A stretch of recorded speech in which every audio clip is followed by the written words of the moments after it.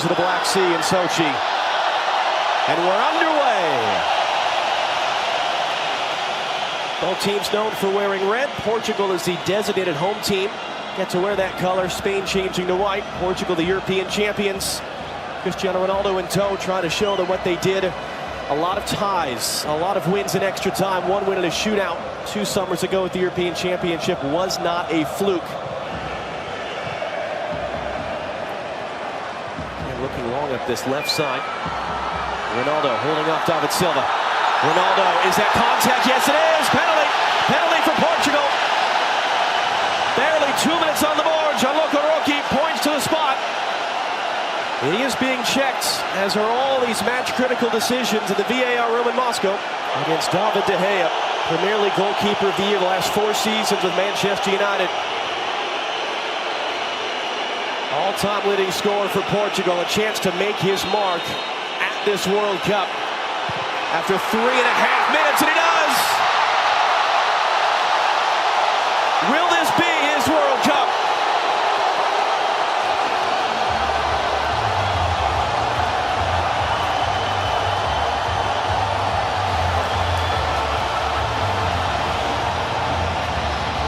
Well, he's a man that's no stranger to pressure. Cold-blooded, steps up, De Gea goes the other way, and he just passes it into the corner. And what a start for Portugal.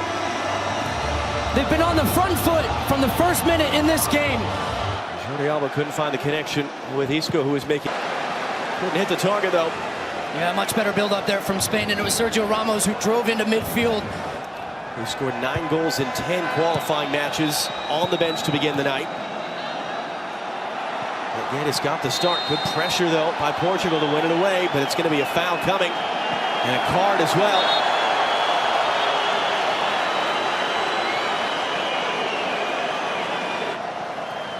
He's back into the middle, though, and a late charging tackle to break it up. That was a long run back for Jordi Alba. Guerrero. Low and hard in the corner. And you see right there, there is a check from the referee and from video assistant. Pepe is still down. This is what they're looking at. Check over, they say. Spain has been denied a go-ahead goal by a matter of inches. Well, and Jordi Alba in the follow-up here, he stops and he's looking at the assistant referee for a decision. You see him pointing to his watch. That's where he gets the goal line technology decision. He's offside, so he would have been offside either way, but that is close.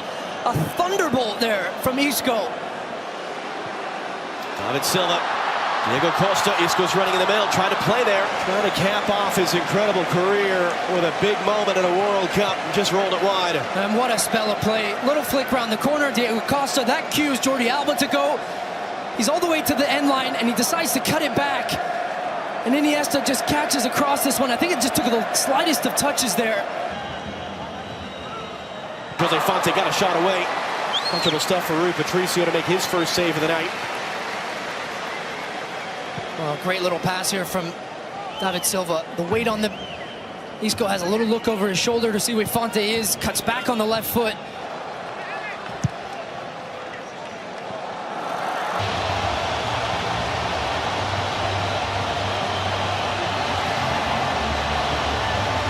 What a big mistake here. And watch Ronaldo. He's offside in the build-up to this play. But he's not directly impacted him. He gets his body behind it, but it just takes the slightest of deflections. Here you go, off of his hand, into the back of the net. And that is the end of the half. Boy, have our friends in Red Square got a lot to talk about. We'll hand you over to Rob Stowe now as Ronaldo jogs off. 45 minutes down, 45 to go here in Sochi. It's Portugal 2, Spain 1. And at 10 p.m. local time here in Sochi, Joe Moutinho trying to play it in for David Silva. Well read. Guerrero to intercept. Great little move as well. Going to begin the sequence. Ramos coming up the back there to win it back. Iniesta, Koke, Iniesta. Diego Costa slipped as he was making his run. Iniesta then was tripped up. Free kick for Spain. I'm going to have you flag for offside if you're going to influence the way Portugal defends this from there. Koke the touch. David Silva playing it in. Body's already ordered. And just what we had talked about. Silva to the back post. You hope that Nacho gets up and wins it. And Diego Costa, right place, right time. And it is so hard to pick up a striker like that when he's standing behind you because he knows that you have to drop. But then it's... They keep it in play for Jordi Alba. Back from David Silva. Isco weaving his way through. Jordi Alba trying to return it, was knocked away. David Silva getting first to the loose ball. Fakes the cross. Inside for Isco, too far, but it pinged around. Falls to the far side. It's Nacho! Off the bar and in! The injury replacement! This is a screamer from Nacho. He finds himself in an advanced position. A little tiki-taka here on the near side. Doesn't quite come off. Silva tries to find Isco. All the Portuguese players get drawn towards the ball, and then bang! In off the post. Inch perfect from the right back from Real Madrid. Just cuts across it, and you see it bending in towards that right post.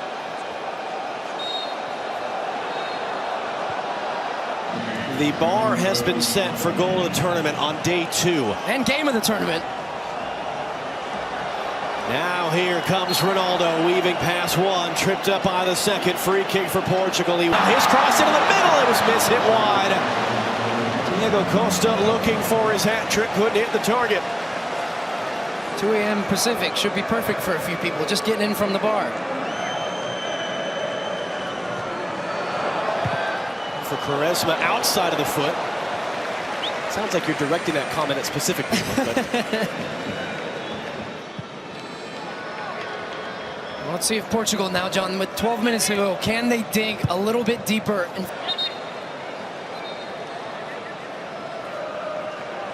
That was less than 3 minutes apart. 55th minute from Costa, 58th minute. Screamer from Nacho. Both posted in. Canceling out the Ronaldo penalty and the De Gea howler.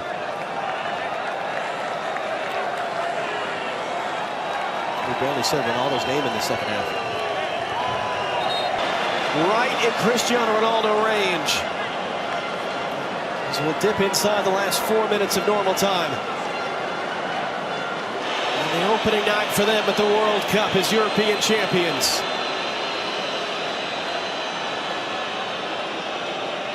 David De Gea already let 2 past him tonight.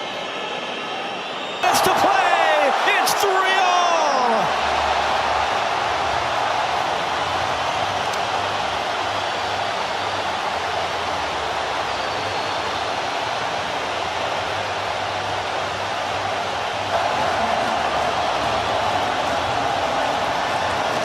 And the stage was set for the great around the wall. The technique through the middle of it to where it dips right underneath.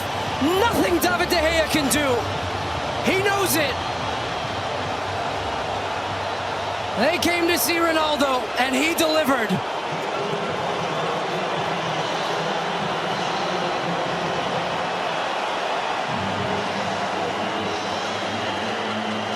He's done that. There's no chance, based on the last 25-30 minutes, John, that Portugal should even have had a chance right now. That was Koke there. We'll see for sure in a moment. Ball stayed in play on the far side. Quaresma lifting it in. Ronaldo was trying to get up. What if I told you that one match could completely redefine the legacy of an entire generation? Not because of a trophy, not because of one magical goal, but because of who stands on the opposite side. Portugal versus Spain isn't just another football game. It's two neighboring nations with decades of rivalry, world-class talent in every position, and two completely different football philosophies colliding on the biggest stage. One side believes in control, the other believes in moments. One side wants to dominate the ball, the other wants to punish every mistake. And when these two meet, history says absolutely anything can happen. For Portugal, this could be Cristiano Ronaldo's final opportunity to eliminate one of football's greatest rivals on the world's biggest stage. For Spain, it's another chance to prove that their new golden generation isn't just the future, they are already the present. So the question is, who actually has the advantage? Let's dive in. Every great football rivalry has a story. Portugal versus Spain isn't built on hatred, it's built on respect, mixed with decades of unforgettable battles. Think back to the unforgettable World Cup Classic when Cristiano Ronaldo produced one of the greatest individual performances ever seen against Spain, completing a stunning hat-trick with a breathtaking late free kick. Then there were tense knockout matches decided by tiny moments, penalty shootouts, late winners, games where one mistake changed everything. That's why predicting this fixture has always been almost impossible.